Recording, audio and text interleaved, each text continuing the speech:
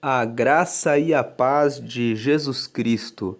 Seja muito bem-vindo a esse canal que compartilha leituras, estudos, meditações e reflexões com base nos capítulos da Bíblia. Hoje nós vamos meditar nos Salmos 81. Diz o versículo primeiro assim: Cantai alegremente a Deus, nossa fortaleza, celebrai o Deus de Jacó. Então, no versículo primeiro, o salmista fala para cantar alegremente a Deus, porque Deus é a nossa fortaleza. É uma forma de dizer: vamos honrar a Deus com os nossos louvores, porque Ele é a nossa fortaleza. Uma fortaleza é um lugar onde o povo se refugia e recebe proteção. Então, o Senhor é a proteção dos que confiam nele. E por essa razão, nós devemos agradecer a Deus, cantando louvores a Deus. E ele fala: celebrai o Deus de Jacó, porque Jacó era o neto de Abraão. O povo de Israel é descendente de Abraão em Gênesis, no capítulo 12. O seu filho foi Isaque, Isaque foi pai de Jacó, Jacó foi pai dos 12 que deram origem às 12 tribos de Israel. Então o povo de Israel aqui está dizendo: cantai alegremente a Deus, que é a nossa fortaleza, celebrai o Deus de Jacó, ou seja, celebrai o Deus que governa a nossa vida desde os nossos pais. Versículo 2: Tomai o saltério e trazei o adufe, a harpa suave e o alaúde. Nesse versículo 2, ele está dizendo para nós que nós devemos adorar a Deus, cantar alegremente a Deus, usando todas as ferramentas que estiverem à nossa disposição. Quando ele fala para trazer o saltério, o adufe, a harpa e o alaúde, isso significa que Deus recebe a adoração que vem por meio de flauta, por meio de violão, por meio de teclado, de piano, por meio das vozes, por meio de todos os instrumentos musicais. E nós podemos dar uma interpretação maior para esse versículo 2 e dizer que Deus recebe as vozes, as palmas, recebe as danças que são feitas especificamente nos cultos para adorar a Ele. Deus recebe todas as formas de manifestação para louvor a Ele. Deus recebe os surdos que usam as mãos para louvar a Ele, porque Deus recebe toda a forma sincera de adoração a Ele. Versículo 3: Tocai a trombeta na festa da lua nova, no tempo marcado para a nossa solenidade. O versículo 3 fala a respeito da festa da lua nova. Essa festa da lua nova está registrada no livro de Números, no capítulo 28, nos versículos 11 até 14. Nesses versículos, Deus deu uma ordem para que Moisés instruísse o povo para que fizessem sacrifícios na fase da lua nova. E esses sacrifícios deveriam ser feitos sempre na fase da lua nova. E de acordo com Números, capítulo 10, versículo 10, era necessário que para cada festa, para cada solenidade fosse tocada uma trombeta. Quando Deus deu essa ordem para fazerem a festa da lua nova, o povo estava no deserto. Tinham saído do Egito e estavam caminhando em direção à terra prometida. Então Deus aqui, nos Salmos 81, o salmista que escreveu esses salmos, ele está fazendo uma lembrança para o povo, para cantarem a Deus, para usarem todos os instrumentos musicais, para continuarem a tocar a trombeta na festa da Lua Nova, que era uma festa que eles já tinham instituído. Deus já tinha instituído quando eles estavam no deserto, né? Para que o povo se lembrasse de adorar a Deus. Com relação à festa da Lua Nova, alguns comentaristas da Bíblia dizem que Deus instituiu essa festa da Lua Nova porque os povos do Egito adoravam ao deus Ra, ao deus Sol, e adoravam a vários elementos da natureza, as estrelas. Então haveria uma festa de adoração para a lua. Então, quando Deus instituiu a festa da lua nova, Deus estava orientando o povo de que as bênçãos de renovação que vêm com a lua nova não deveriam ser motivo para a adoração da lua, mas deveriam continuar sendo motivo de adoração a Ele, porque Ele criou a lua, como está no livro de Gênesis, no capítulo 1, no versículo 16. Deus criou o maior luminar para iluminar o dia e o menor para iluminar a noite. Então, Deus estava dizendo: tocai a trombeta na festa da lua nova, significa, lembrem que quando a trombeta é tocada, Deus está no controle e no comando da vida de vocês. Então, quando vem a lua nova, quando vem uma nova fase, Deus está com vocês. Em todos os momentos da vida, inclusive quando vem momentos novos, é Deus que está no controle. A lua é uma criação de Deus. Então, Deus está falando: tocai a trombeta na festa da lua nova, no tempo marcado para a nossa solenidade. Verso 4. Porque isto é um estatuto para Israel e uma ordenança do Deus de Jacó. Então, isto, ele está se referindo aos 3 primeiros versículos. Adorar a Deus, usar todos os instrumentos e todas as formas de adorar a Ele e adorar a Deus, mesmo quando vem tempos de renovação, significa o estatuto que Deus deu para Israel. É uma ordenança do Deus de Jacó. Verso 5. Ordenou-o em José por testemunho, quando saíra contra a terra do Egito, onde ouvi uma língua que não entendia. Deus está dizendo no versículo 5 o seguinte: esses estatutos de adoração a Deus, inclusive nas festas da lua nova, foram determinadas por Deus em José por testemunho. José foi o último filho de Jacó. Ele foi governador no Egito. E quando ele morreu, ele pediu para que o povo, quando voltasse para suas terras, pegassem os seus ossos que estavam sepultados no Egito e carregassem para o retorno para sua terra. Moisés e o povo obedeceram esse pedido. Recolheram os ossos de José e carregaram esses ossos pelo deserto na peregrinação de 40 anos para que retornassem para a terra onde estavam anteriormente. Então, quando eles estavam no deserto, Deus ordenou para Moisés que eles fizessem essas festas de lua nova para adorar a Deus. Então o versículo 5 está dizendo assim: Deus ordenou esses estatutos de honrar a Ele em José, ou seja, quando os ossos de José estavam passando pelo deserto para retornarem para a terra de Canaã. E Deus fez isso como testemunho, ou seja, sou eu que sou o Deus de vocês. E o que vocês aprenderam no Egito, de cultos de adoração à lua, não é válido.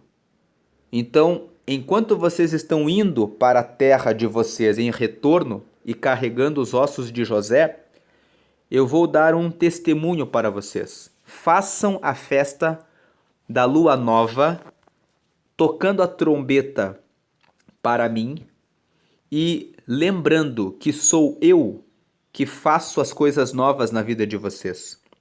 Muitas pessoas cultuavam a lua para agradecer pelas colheitas. E Deus estava dizendo, quando instituiu a festa da lua nova, não é a lua que faz com que as colheitas sejam abençoadas, mas sou eu, o Senhor, o Deus de Jacó, o Deus do pai de vocês. Então ele fala aqui no 5 que Deus ordenou a adoração a Deus, o cantar a Deus, o usar todos os instrumentos, o tocar a trombeta e a adoração a Deus na festa da lua nova como um estatuto para Israel, uma ordenança ao Deus de Jacó que foi ordenada no deserto, quando os ossos de José estavam sendo transportados novamente para a terra em que eles habitavam antes de ficarem no Egito.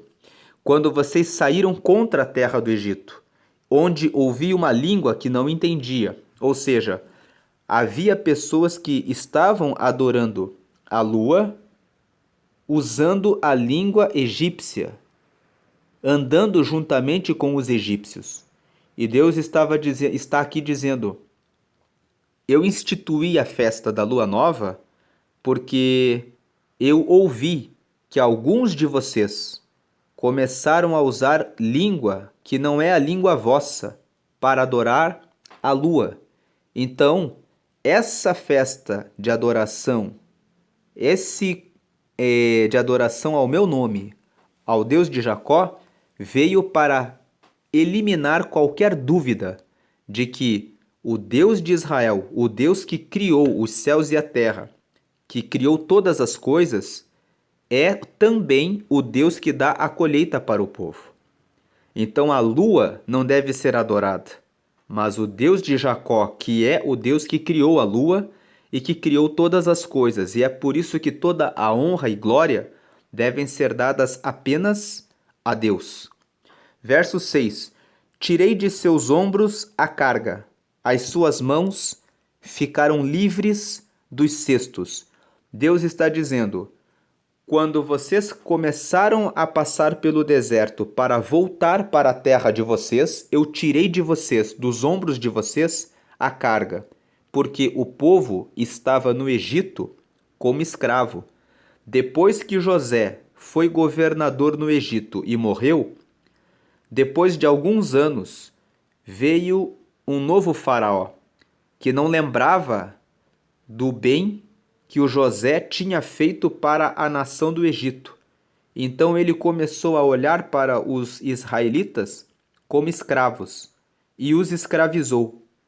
Então eles ficaram durante 400 anos como escravos no Egito. E até que Deus levantou Moisés para que eles saíssem do Egito para retornar às suas terras. E eles, quando retornaram, carregaram os ossos de José. E Deus aqui está dizendo que quando isso aconteceu, eu tirei dos seus ombros a carga, as suas mãos ficaram livres dos cestos. 7. Clamaste na angústia e te livrei. Respondi-te do lugar oculto dos trovões. Provei-te nas águas de Meribá. O salmista aqui está lembrando que Deus, o povo de Israel estava aflito por estarem como escravos. Inclusive, o livro de Êxodo fala que o povo de Israel estava tão oprimido que o faraó chegou a decretar que os filhos homens deveriam ser mortos pelas parteiras. Essa história está no livro de Êxodo. E Moisés, inclusive, foi um desses meninos que deveria ter sido morto, mas ele foi salvo, porque como as parteiras não matavam os filhos homens, o faraó decretou que os filhos deveriam ser colocados em um cesto e lançados no rio, para que fossem comidos pelos animais ou para que a sorte virasse o cesto e alguns desses bebês morressem afogados. Especificamente Moisés, segundo o registro do segundo livro do Antigo Testamento do Êxodo, mostra que a mãe que quando o cesto foi lançado no mar, a filha do faraó viu o cesto, tomou o bebê e decidiu educá-lo, criá-lo. E com isso ele foi criado como se fosse um egípcio. Mas depois que o povo então estava nessa situação de grande angústia. Então o versículo 7 fala assim: clamaste na angústia e te livrei. Respondi-te do lugar oculto dos trovões, provei-te nas águas de Meribá. Quando eles estavam passando pelo deserto, quando Moisés estava conduzindo o povo, o livro de Números, no capítulo 20, conta que eles chegaram ao deserto de Meribá. Nesse lugar, a irmã de Moisés, Miriam, morreu. Isso está registrado em Números, capítulo 20. E o povo ficou sem água e começaram a murmurar. E Deus disse para Moisés: pega a tua vara e fala para a rocha, e ela dará água ao povo. Foi nesse momento que Moisés estava irado, e ele bateu 2 vezes na rocha, e a água jorrou, e o povo pôde beber. Mas foi nesse momento, pelo fato de Moisés ter desobedecido a Deus, porque Deus disse para ele: fale para a rocha, saia a água da rocha. Mas Moisés pegou a vara e bateu 2 vezes na rocha. Então Deus disse naquele momento para Moisés: porque você não me santificou, ou seja, porque você não me obedeceu, hoje o Arão, que era o outro irmão de Moisés, vai morrer aqui no deserto e você também não vai entrar na terra prometida quando vocês voltarem para lá. E foi isso que depois aconteceu. Continuando a ler o texto de Deuteronômio, Moisés não entrou na terra prometida.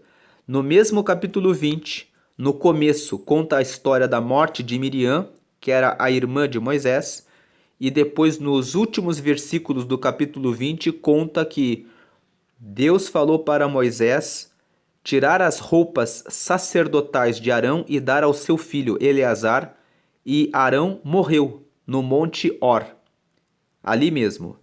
Aí vem o versículo 8: ouve-me, povo meu, e eu te admoestarei. Ou seja, se vocês me ouvirem, eu vou dar a correção para vocês. Ah, Israel, se me ouvisses. Deus está dizendo assim: se vocês me ouvissem, seria melhor. Versículo 9: não haverá entre ti Deus alheio, nem te prostrarás ante um Deus estranho. Deus está dando um comando, dizendo: vocês não vão adorar outros deuses. 10. Por quê? O 10 explica: eu sou o Senhor, teu Deus, que te tirei da terra do Egito. Abre bem a tua boca e tá encherei. Então, o Salmo 81, esse versículo é um dos versículos-chave desses salmos. Esse salmo fala que o Senhor é o Senhor. Só o Senhor é o Criador dos céus e da terra. Ele é o Deus de Israel que criou todas as coisas. E Deus está dizendo assim: eu sou o Senhor. Deus está dizendo: vocês esqueçam daqueles deuses que alguns de vocês estavam adorando na terra do Egito. O Egito era politeísta, adorava vários deuses. Deus estava dizendo para eles assim: sou eu que sou o Deus de vocês, o único. E fui eu que tirei vocês da terra do Egito. Portanto, abre bem a tua boca e te encherei. Abrir bem a boca e Deus a encherá, Deus está dizendo: adorem a Ele. Cantem louvores alegremente ao Senhor, como diz o versículo 1. Usem todos os instrumentos musicais e todas as formas que vocês tiverem para honrar a Deus, seja com as palmas, seja com as libras daqueles que são surdos, porque quando vocês fizerem isso e estiverem honrando a Deus com tudo que vocês têm, e Ele vai encher cada um dos que adoram a Ele com a presença dEle, com a alegria dEle, com a graça que vem dEle. No caso aqui, ele fala: abre bem a tua boca, porque a maioria das pessoas que tem voz e que pode falar vai adorar a Deus por meio de cânticos.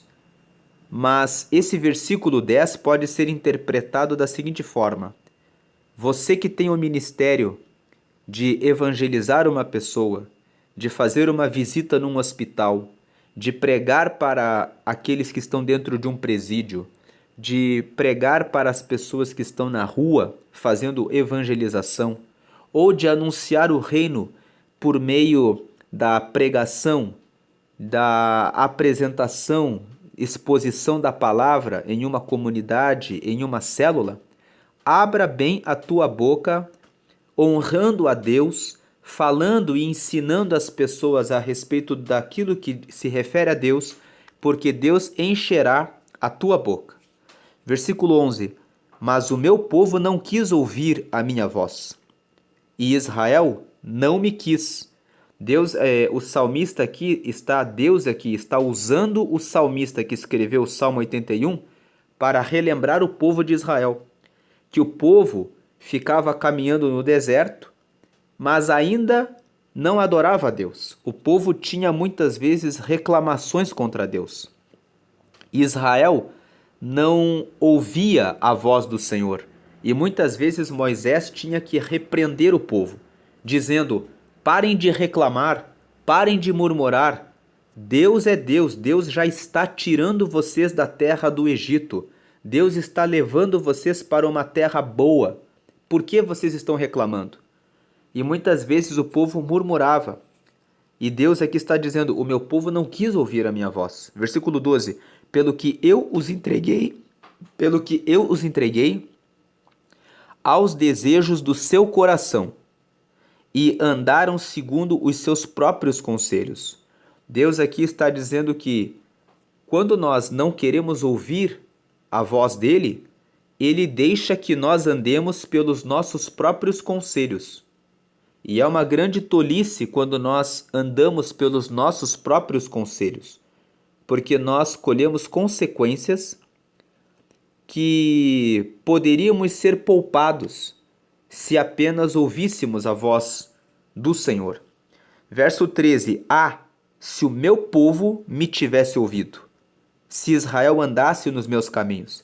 É justamente o que Deus está dizendo, né? Seria muito bom se vocês me obedecessem, porque vocês não teriam nenhuma frustração, nenhuma decepção, ou quando vocês tivessem alguma frustração em razão de uma ordem de Deus para serem provados, essa frustração seria para produzir um resultado, um amadurecimento, alguma coisa favorável para vocês receberem algo melhor e maior. Porque nós somos frustrados quando a nossa vontade não é atendida. Quando nós fracassamos e somos frustrados em razão das nossas próprias decisões, essa frustração gera perda de tempo. Mas quando nós somos frustrados em razão de uma proposta de Deus, logo em seguida, Deus nos abre portas e nós entendemos a razão da frustração anterior. Sempre que uma frustração vem em razão da vontade de Deus, nós colhemos amadurecimento e percebemos logo na sequência um resultado favorável. Mas quando nós somos frustrados em razão das nossas escolhas próprias, não existe crescimento, existe retrocesso. Por exemplo, quando Jonas foi chamado para pregar em Nínive e ele tomou o barco para Tarsis, que ficava em outra cidade, Deus permitiu que a tempestade se abatesse sobre o barco em que ele estava, ele foi lançado no mar e Deus fez com que o grande peixe o abocanhasse e Deus o colocou novamente onde ele estava. Deus não adiantou o caminho de Jonas, colocando ele diretamente em Nínive. Deus colocou ele onde ele estava. Em outras palavras, Deus estava dizendo: você foi para Tarsis, que era o outro lado, então agora você vai voltar para o lugar em que você estava, para que você tenha a chance de escolher o que eu falei para você fazer. E aí, na segunda vez, Jonas tomou o barco para Nínive. Então houve uma frustração do projeto de Jonas, e ele retornou para o mesmo lugar. Quando nós somos frustrados porque Deus permitiu uma frustração, nós avançamos. Então Deus no versículo 13 fala: "Ah, se o meu povo me tivesse ouvido, se Israel andasse nos meus caminhos." Deus está dizendo: se eles me obedecessem, eles não passariam por sofrimentos desnecessários. 14. Em breve eu abateria os seus inimigos e voltaria a minha mão contra os seus adversários. Deus aqui está dizendo, se o meu povo me obedecesse e viessem os inimigos contra eles, eu os abateria. E eu voltaria a minha mão contra os seus adversários. Então aqui está uma promessa. Quando você anda com Deus, você não precisa se preocupar com relação aos seus inimigos. Tanto os inimigos espirituais, que são os demônios, que são referidos no livro de Efésios, no capítulo 6, quando Paulo explica que nós temos uma luta contra hostes celestiais da maldade, ou seja, contra seres espirituais do mal. Deus aqui está falando que esses inimigos espirituais seriam abatidos e também os inimigos terrenos, aqueles que se levantam contra nós. Em breve eu abateria os seus inimigos e voltaria a minha mão contra os seus adversários. Salmos 17, 8 fala que Deus cuida daqueles que estão com ele como a menina do olho dele. Então Deus está dizendo: se o meu povo anda comigo, não existe razão para eu ter que corrigir o meu povo e chamar a atenção deles. Se o meu povo está comigo, então a resposta para derramamento das bênçãos vem de maneira imediata. Então nenhum inimigo prevalece quando você está firme com o Senhor, quando o Senhor é a sua fortaleza. Inclusive, aqui nesse mesmo salmo, no versículo 1, nós lemos: cantai alegremente a Deus, nossa fortaleza. O salmista fala que a razão de adorar a Deus e cantar de maneira alegre para ele é que ele é a fortaleza deles. Então aqui no versículo 14 ele fala que ele, sendo a fortaleza do seu povo, abateria os seus inimigos. Verso 15: os que aborrecem ao Senhor ter-se-lhe-iam sujeitado, e o tempo dele seria eterno. Deus está dizendo que os que aborrecem a Deus contra o povo de Israel seriam sujeitos. E, por fim, o versículo 16 fala: e eu o sustentaria com o trigo mais fino e o saciaria com o mel saído da rocha. Aqui nesse versículo 16 está outra promessa para o povo que anda com Deus como a sua fortaleza. Quando ele fala: eu o sustentaria com o trigo mais fino, Deus está dizendo: eu daria o melhor alimento da terra. E eu o saciaria, ou seja, faria com que o meu povo ficasse completamente satisfeito com o mel saído da rocha. Ou seja, Deus está dizendo: até da rocha, até do lugar de onde não tem como sair o mel, ele tira, ele dá o que é impossível, ele oferece o melhor para aqueles que andam com ele. Então o Salmo 81 é um salmo que fala para entendermos que Deus é a nossa fortaleza, que por ele ser a nossa fortaleza e o Deus verdadeiro, merece toda honra e adoração nossa. Fazendo isso e abrindo a nossa boca, o Senhor nos enche com a graça dele para que possamos ser úteis para o reino dele, que é o versículo 10, eu sou o Senhor teu Deus, que te tirei da terra do Egito. Foi ele que nos salvou do mundo. O Egito representa o mundo. Então abre a tua boca e eu te encherei. Esse versículo também significa: Você que está passando por dificuldades e pensando como eu faço para vencer, abra a tua boca e fale com Deus. Diga a Deus, eu estou passando por essa situação no meu trabalho, no meu casamento, com o meu filho, e eu preciso que o Senhor encha a minha boca com a tua palavra para que eu saiba como resolver essa situação. Aqui está uma promessa: eu sou o Senhor teu Deus. Eu te tirei do mundo, da terra do Egito. Abre a tua boca e eu te encherei. E o versículo 16: se você andar no meu caminho, me tiver como fortaleza, adorar a mim com todos os seus esforços, eu te sustentarei com o trigo mais fino e te saciarei com mel saído da rocha. Vou te dar aquilo que você busca e que você precisa, nem que eu tenha que fazer o que é impossível.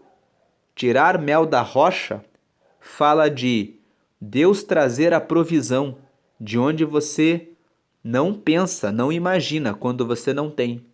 Fala de um cuidado especial de Deus sobre todos aqueles que andam com Ele. Por isso ele fala no versículo 13: ah, se o meu povo me tivesse ouvido.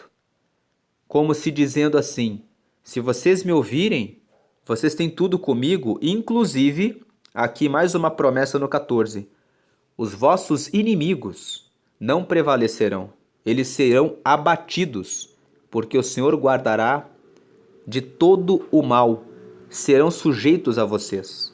Então são três promessas: abre a tua boca e eu te encherei. A segunda promessa: os seus inimigos serão abatidos e aborrecidos, eles serão sujeitos a vocês. E a última promessa: ele te sustentará com o trigo mais fino e te saciará com o mel. Tirando isso, de onde você nem imagina e nem espera, quando você estiver em situação de dificuldade, Ele estará com você. Essa é a palavra de hoje, a meditação no Salmos 81. Creia e receba, tome posse dessas promessas.